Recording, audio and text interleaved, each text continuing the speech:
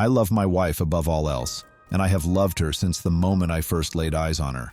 I would do anything for her, and that has never changed after all these years. We first met in college. We were both theater majors, and it was day one of Acting 1 class that our eyes met for the first time. She had chocolate brown eyes that were complemented by her dark brown curls. We stared at each other constantly that first day, and when we were partnered together, we knew that it was fate. "My name is Margaret," she said as soon as I walked up to her after class. I took her by the hand and kissed it. "Henry," I responded. She then took one of my long dreadlocks and wrapped it around her finger, staring me in the eyes and biting her lip.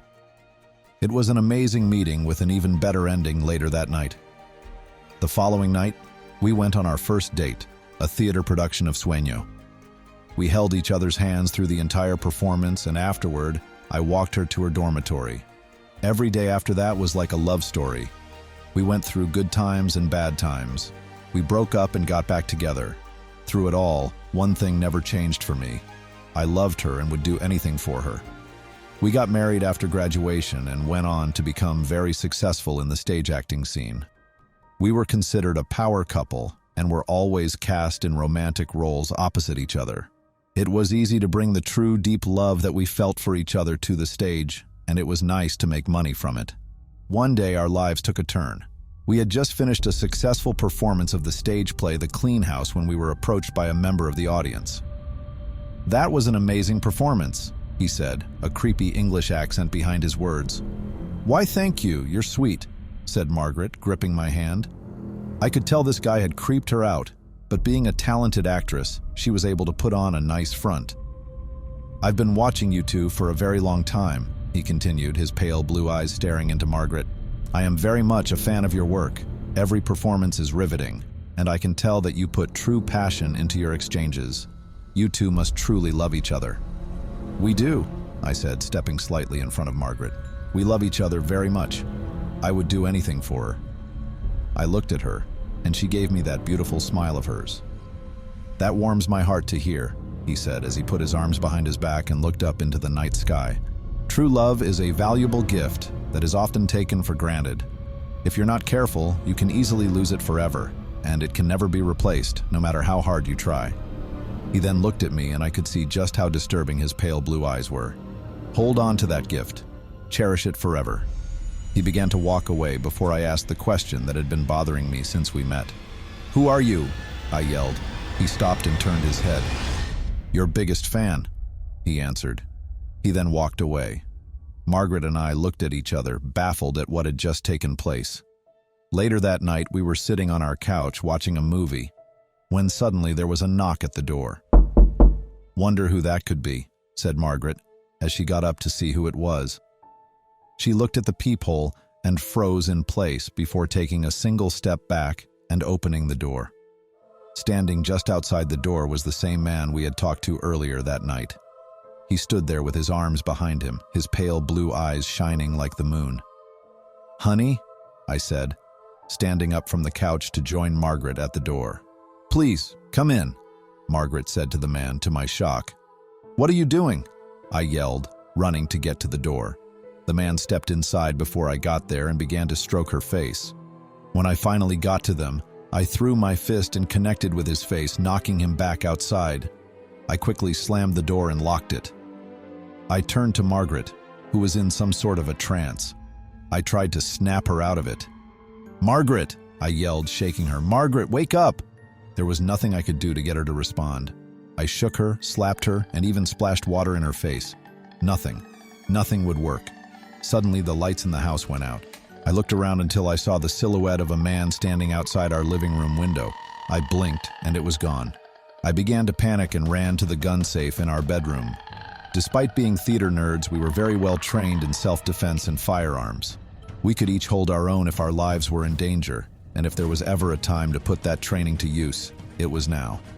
When I got back to the living room, I immediately raised my weapon. There stood the strange man, holding Margaret by the face. "Let go of her, motherfucker," I yelled, aiming for his head. He looked at me, and the only thing I could see in the darkness was glowing red eyes. He then turned his head to Margaret, and I fired, hitting him directly in the head. He fell to the floor hard and I ran over. Margaret fell over too, but I caught her before she hit the ground. She still would not respond, her eyes wide open in a trance. I looked over to the man, but he was gone. I gently laid her on the floor and stood up quickly, readying my weapon once again. Suddenly, I felt a strong, tight grip on the back of my neck, and I was then thrown across the room, hitting the wall. I groaned in pain as I grabbed my gun and slowly stood to my feet, shaking as I raised my weapon again. Again, he had a hold of Margaret, but this time he pulled her head close to his. I felt my heart race and my blood boil as he put her lips to his glowing red eyes staring right at me. "No!" I screamed as I ran towards them. He then pushed her to the side and opened his arms to me, as if inviting me to fire on him again. I obliged and fired 5 rounds into him, but all he did was allow them to connect as he laughed. I ran up to him, but he grabbed me by the throat before I could do anything. He pulled me close to his face, and I could see every horrifying feature. Not only did he have demon-like eyes, but his face was covered in disgusting, pulsating veins. In his mouth were 2 sharp fangs and a long, slimy tongue, which rubbed against my face, as if tasting me before taking his first bite. I lifted my gun to the arm that had a hold of me and fired twice. He growled in pain as he released me, and I connected the butt of my gun to his face, repeatedly. He fell to the floor, and I mounted him, smashing his face more and more, harder and faster. I could feel the blood gush and spray all over as the bones in his skull cracked and collapsed. By the time I was done, there was nothing but smashed bone, brains, and blood. I panted as I stood back up and limped over to Margaret, who was now fully unconscious. I shook her, and she finally opened her eyes, looking into mine with fear and confusion. "Margaret," I said, feeling relieved that she was all right. I held her close and we laid there until I looked over to where the body of the stranger should have been. He was gone, and panic arose once again, and we both stood up quickly.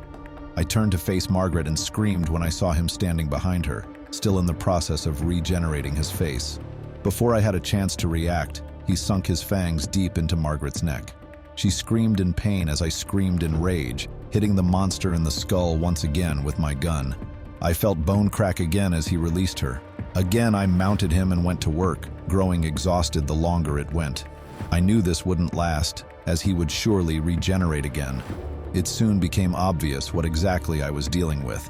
He had put Margaret into a trance merely by looking at her, even looking through a peephole. It wasn't until he invited him inside that he actually got in. He had glowing red eyes and fangs, and he bit Margaret in the neck. "He's a goddamn vampire," I thought to myself.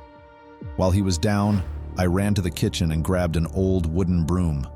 I broke it in half and ran back to the body, where I rammed it as hard as I could directly into his heart.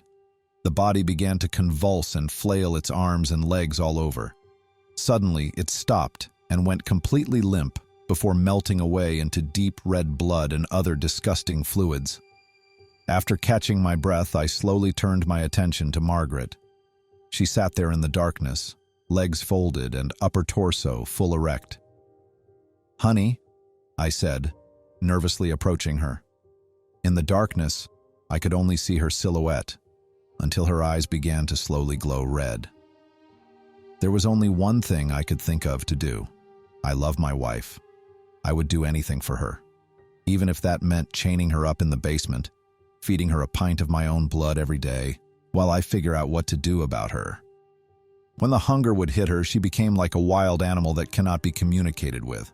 So I fed her my blood, and she became herself again. She understood the situation and never held it against me. It wasn't easy, but it was all we could do. Unfortunately, a pint only went so far until soon it wasn't enough. So I gave more and more until the point that I was endangering myself with so much blood loss. It was then that I decided to feed her full meals. It started with small animals at first, and then cats and dogs. Soon I made the hard decision to invite homeless people into our home, knock them out, and give them to her. This went on for far too long before it really started to affect us. She felt like a monster, and I did as well. I love my wife, and I would do anything for her, which brings me to now. I'm sitting here writing this, shaking. There is literal blood on my hands as I try to compose myself. She asked me to do one last thing for her. I refused at first because I loved her too much. "If you love me," she began, looking me deep in my eyes, her now pale blues not blinking, "you will do this." Tears fell from both of our eyes as I pulled her in close. "I love you, Margaret," I whispered. "I love you, Henry," she responded. I could hear the squish as I drove the wooden stake into her heart. I trembled as I listened to her whimpers, gasps, and eventual silence. I broke down as her body melted away into liquid. I laid there in her remains, sobbing.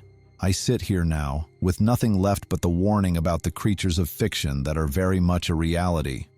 I write my confession of the crimes I have committed out of love. I say goodbye to any friends or loved ones that may be reading this.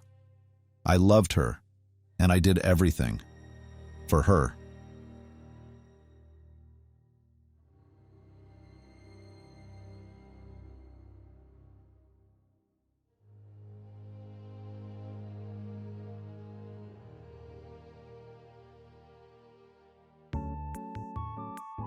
Alright guys, that was it for today. Please leave a like if you enjoyed the video.